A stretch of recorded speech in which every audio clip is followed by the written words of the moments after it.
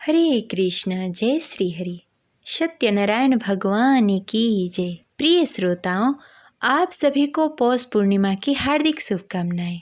आज पौष पूर्णिमा के शुभ अवसर पर सुनेंगे श्री सत्यनारायण व्रत कथा। तो प्रेम से बोलिए सत्यनारायण भगवान की जय। गौरी पुत्र गणेश की जय। जय श्री हरि।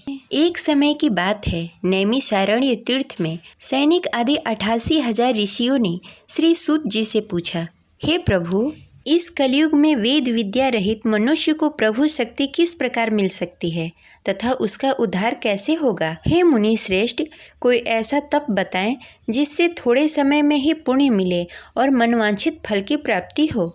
इस प्रकार की कथा सुनने की हम इच्छा रखते हैं।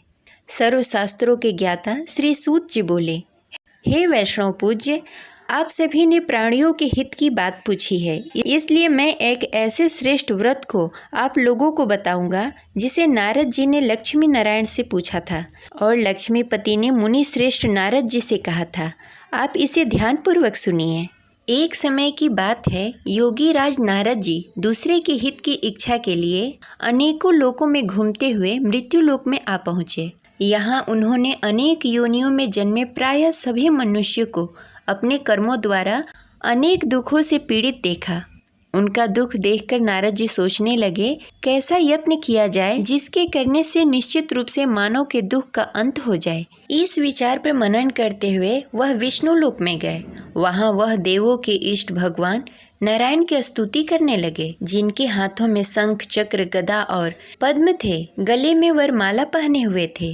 स्तुति करते हुए नारद जी बोले, हे भगवान, आप अत्यंत शक्ति से संपन्न हैं। मन तथा वाणी भी आपको नहीं पा सकती है। आपका आदि, मध्य और अंत नहीं है। निर्गुण स्वरूप सदृश्य के कारण भक्तों के दुख को दूर करने वाले आपको मेरा नमस्कार है। नारद जी की स्तुति सुनकर भगवान विष्णु बोले, हे मुनि श्रेष्ठ, आपके मन में क्या बात है? आप किस काम के लिए पधारे हैं? उसे निसंकोच कहिए। इस पर नारद जी बोले, हे प्रभु, मृत्यु लोक में अनेक योनियों में जन्मे मनुष्य अपने कर्मों द्वारा अनेक दुखों से दुखी हो रहे हैं। हे नाथ, आप मुझ पर दया रखते हैं, तो आप बताइए कि वो मनुष्य थोड़े प्रयास से अपने दुखों से कैसे छुटकारा पा सकते हैं। श्री हरि बोले, हे नारद, मनुष्यों की भलाई के लिए तुमने बहुत अच्छी बात पूछी है, जिसके करने से मनुष्य मोह से छूट जाता है। वह बात मैं तुमसे कहता हूँ, उसे सुनो। स्वर्गलोक और मृत्युलोक दोनों में एक दुर्लभ उत्तम व्रत है जो पुण्य देने वाला है। आज प्रेमवश होकर मैं तुमसे कहता हूँ, ध्यानपूर्वक सुनो। श्री सत्यनारायण भगवान का यह व्रत अच्छी तरह विधि विधान पूर्वक करने से मनुष्य तुरंत ही यहाँ सुख भोग कर मरने पर मोक्ष पाता है। श्री हरि की वचन सुनकर नारद जी बोले कि उस व्रत का क्या फल है और उसका विधान क्या है? यह व्रत किसने किया था? इस व्रत को किस दिन करना चाहिए? सभी कुछ विस्तार पूर्वक बताइए।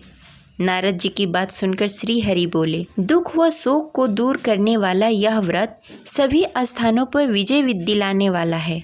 मानव को भक्ति और श्रद्धा के साथ शाम को श्री सत्यनारायण की पूजा धर्मपरायण होकर ब्राह्मणों और बंधुओं के साथ करनी चाहिए। भक्ति भाव से ही नैवेद्य, केले का फल, घी, दूध, गेहूं का आटा, गेहूं के स्थान पर साठी का आटा, शक्कर और गुड़ लेकर सभी भक्षण योग्य पदार्थों को मिलाकर भगवान का भोग बनाएं। ब्राह्मणों सहित बंधु बांधवों को भी भोजन कराएं।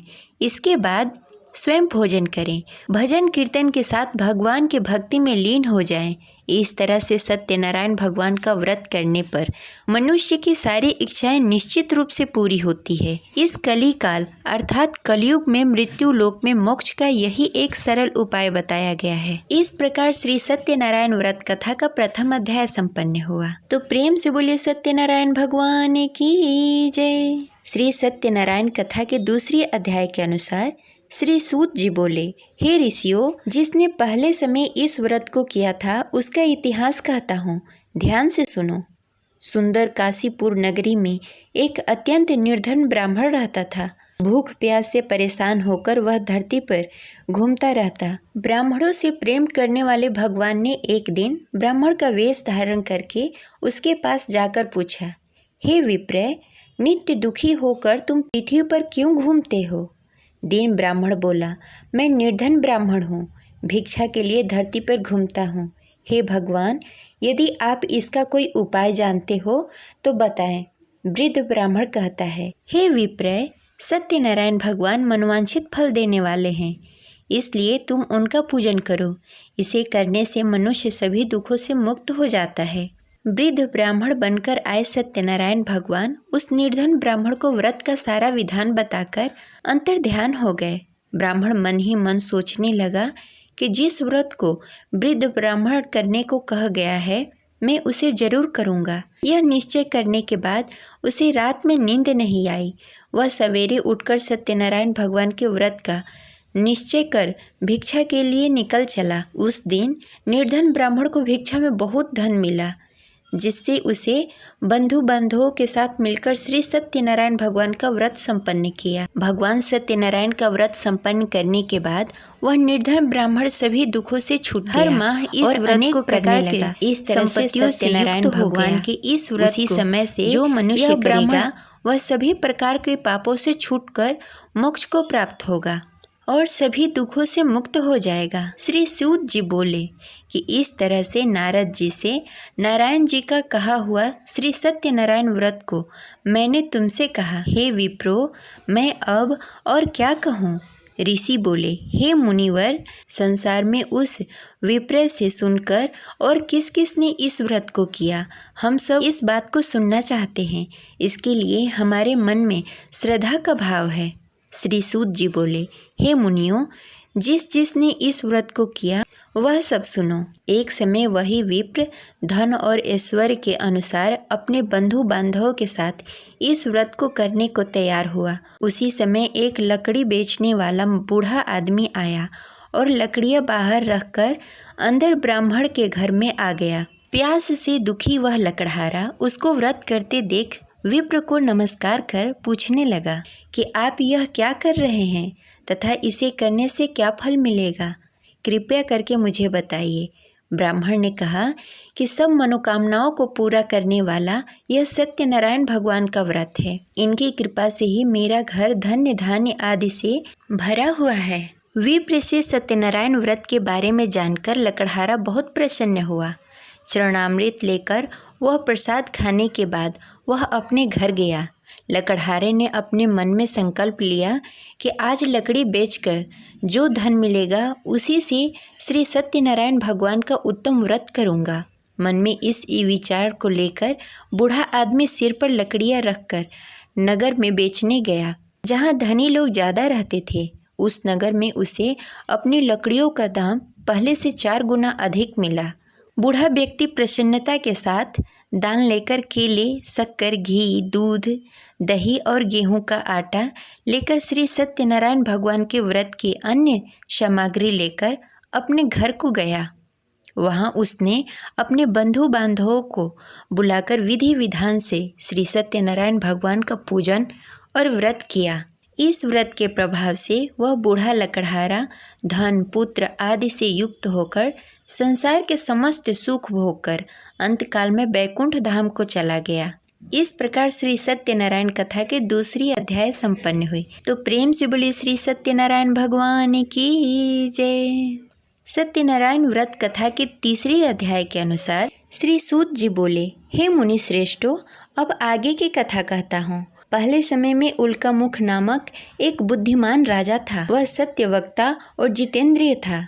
प्रतिदिन देव स्थान पर जाकर और निर्धनों को धन देकर उसके कष्ट दूर करता था। उसकी पत्नी कमल के समान मुख वाली तथा सती सावित्री थी। भद्रशिला नदी के तट पर दोनों ने श्री सत्यनारायण भगवान का व्रत किया। उसी समय साधु नाम का एक वैश्य आया। उसके पास व्यापार करने के लिए बहुत सारा धन भी था। राजा को व्रत करते देखकर वह विनय के साथ पूछने लगा, हे राजन, भक्ति भाव से पूर्ण होकर आप यह क्या कर रहे हैं? मैं सुनने के लिए इच्छुक हूँ, आप मुझे बताइए। राजा बोला, हे साधु, अपने बंधु बांधवों के साथ पुत्रादि आदि प्राप्ति के लिए यह महाशक्तिशाली श्री सत्यनारायण भगवान का व्रत और पूजन कर रहा हूँ। राजा के वचन सुनकर साधु आदर के साथ बोला, हे राजन, मुझे इस व्रत का सारा विधान कहिए। आपके कथानुसार मैं भी इस व्रत को करूँगा।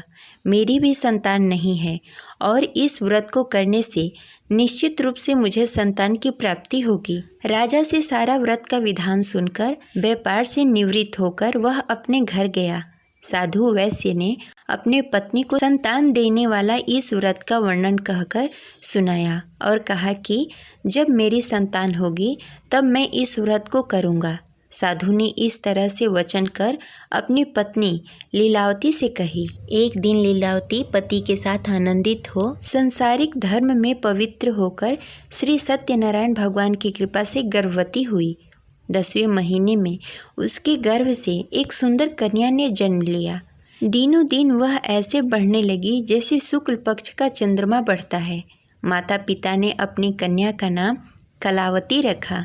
एक दिन लीलावती ने मीठे शब्दों में अपने पति को याद दिलाया कि उसने सत्यनारायण भगवान की जिस व्रत को करने का संकल्प लिया था उसे करने का समय आ गया है। आप इस व्रत को करिए। साधु बोला कि हे प्रिय, इस व्रत को मैं उसके विवाह पर करूँगा। इस प्रकार अपनी पत्नी को आश्वासन देकर वह नगर को चला गया।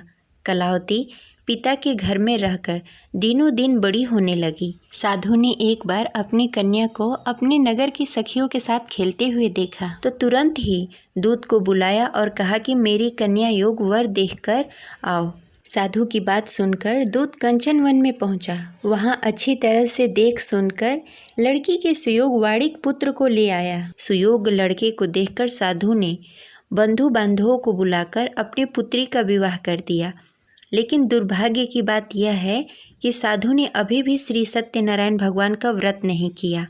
इस पर श्री भगवान क्रोधित हो गए और श्राप दिया कि साधु अत्यधिक दुख से मिले। अपने कार्य में कुशल साधु बनिया जमाई को लेकर समुद्र के पास स्थित होकर रत्नसारपुर नगर में गया। वहां जाकर दामाद और ससुर दोनों ने मिलकर चंद्रकेतु राजा के नगर में व्यापार करने लगे। एक दिन भगवान श्री सत्यनारायण की माया से एक चोर राजा के घर राजा का धन चुराकर भाग गया। उसने राजा के सिपाहियों को अपना पीछा करते देख चुराया हुआ धन वहां रख दिया जहां साधु अपने जमाई के साथ ठहरा हुआ था। राजा के सिपाहियों ने साधु वैश्य के पास राजा का धन पड़ा देखा तो वह ससुर और जमाई दोनों को बांधकर प्रसन्नता से राजा के पास ले गए और कहा कि उन दोनों चोरों को हम पकड़ लाए हैं, आप आगे की कार्रवाई की आज्ञा दीजिए। राजा की आज्ञा से उन दोनों को कठिन कारावास में डाल दिया गया और उसका सारा धन भी उससे छीन लिया गया। श्री सत्यनारायण भगवान के श्राप से साधु की पत्नी भी बहुत दुखी हुई। घर में भी धन सारा खत्म हो गया। उसे चोर चुरा ले गए। शारीरिक तथा मानसिक पीड़ा और भूख प्यास से अति दुखी होकर अन्न की चिंता में कलावती एक ब्राह्मण के घर गई। वहां उसने श्री सत्यनारायण भगवान का व्रत होते हुए देखा। फिर कथा भी सुनी। वह प्रसाद ग्रहण कर रात को घर वापस आई। माँ ने कलावती से पूछा कि हे पुत्री, अब तक तुम कहाँ थी? तेरे मन में क्या है? कलावती ने अपनी माँ से कहा कि हे माँ, मैंने एक ब्राह्मण के घर श्री सत्यनारायण भगवान का व्रत देखा।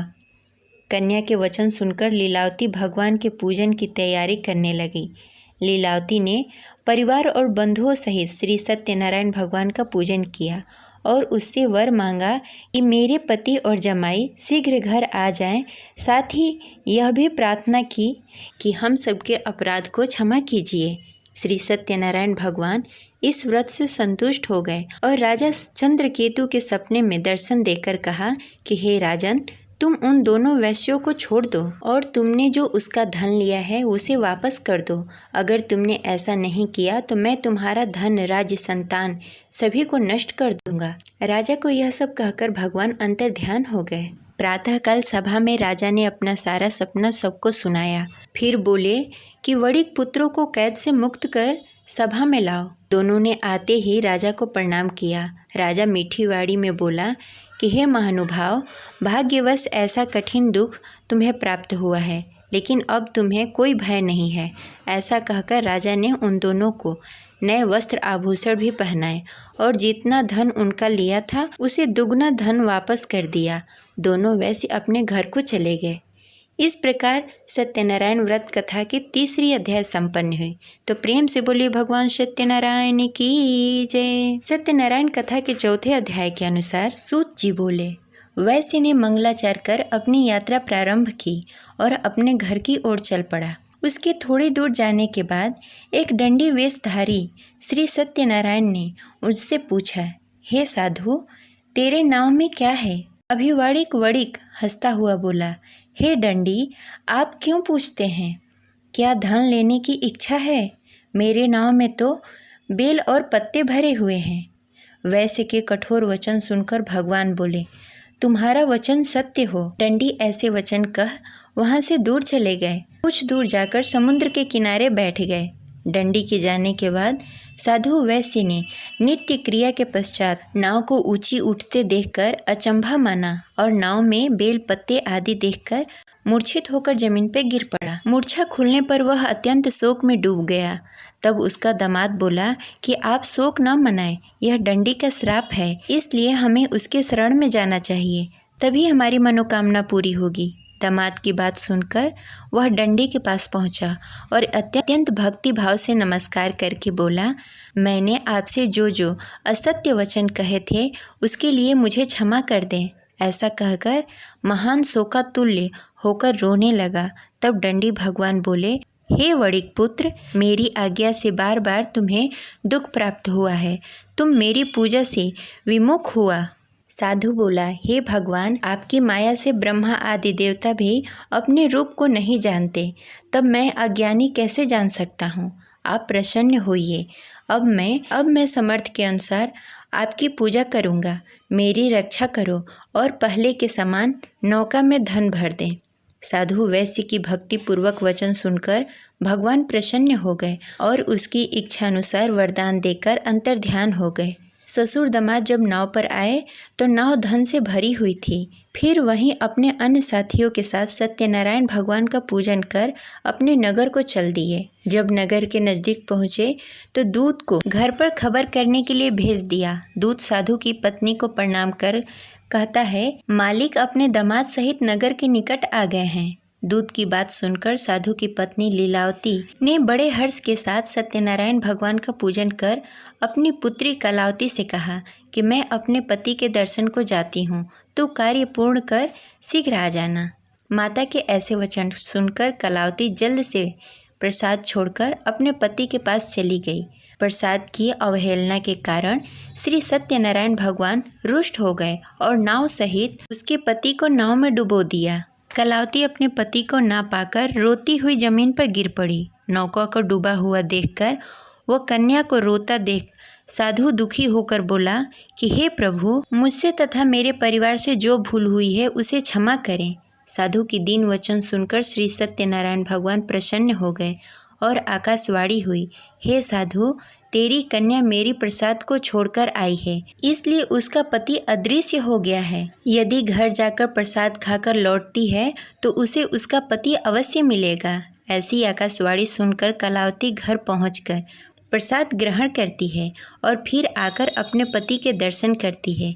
उसके बाद साधु अपने बंधु बांधवों के सहित श्री सत्यनारायण भगवान की विधि विधान से पूजा करता है तथा इस लोक से सुख भोग कर अंत में स्वर्ग को जाता है। इस प्रकार सत्यनारायण व्रत कथा की चतुर्थ अध्याय संपन्न हुई। प्रेम से बोले श्री सत्यनारायण भगवान की जय। श्री सत्यनारायण भगवान के पंचम अध्याय के अनुसार श्री सूत जी बोले, हे ऋषियों, मैं और भी एक कथा सुनाता हूँ, उसे ध्यान पूर्वक सुनो। प्रजा पालन में लीन तुंग ध्वज नामक एक राजा था। उसने भी भगवान का प्रसाद त्याग कर बहुत दुख सहन किया। एक बार वन में जाकर वन्य पशुओं को मारकर वह बड़ के पेड़ के नीचे आया। वहाँ उसने ग्वालों को भक्ति भाव से अपने बंधुओं के सहित सत्यनारायण भगवान का पूजन करते देखा। अभिमानवश राजा ने उन्हें देखकर भी पूजा स्थान में नहीं गया, न ही उसने भगवान को नमस्कार किया। ग्वालों ने राजा को प्रसाद दिया, लेकिन उसने वह प्रसाद नहीं खाया और प्रसाद को वहीं छोड़कर अपने नगर को चला आया। जब वह नगर में पहुंचा तो वहां सब कुछ तहस नहस हो गया था। वह शीघ्र ही समझ गया कि यह सब भगवान ने ही किया है। वह दोबारा ग्वालों के पास पहुंचा और विधि पूर्वक पूजा कर प्रसाद खाया और श्री सत्यनारायण भगवान की कृपा से सब कुछ पहले की जैसा हो गया। दीर्घकाल तक सुख भोगने के बाद मरणों उपरांत उसे स्वर्गलोक की प्राप्ति हुई। जो मनुष्य परम दुर्लभ इस व्रत को करेगा वह श्री सत्यनारायण भगवान के अनुकंपा से उसे धन्य धान्य की प्राप्ति होगी, निर्धन धनी हो जाएगा और भय मुक्त होकर जीवन जीता रहेगा। संतानहीन मनुष्य को संतान सुख मिलेगा और सारी मनोकामनाएं पूर्ण होगी। मानव अंत काल में बैकुंठ धाम को जाएगा। श्री सूत जी बोले, जिन्होंने पहले इस व्रत को किया है अब उसके दूसरे जन्म की कथा कहता हूँ। वृद्ध सतानंद ब्राह्मण ने सुदामा का जन्म लेकर मोक्ष की प्राप्ति की। लकड़हारे ने अगले जन्म में निषाद बनकर मोक्ष प्राप्त किया।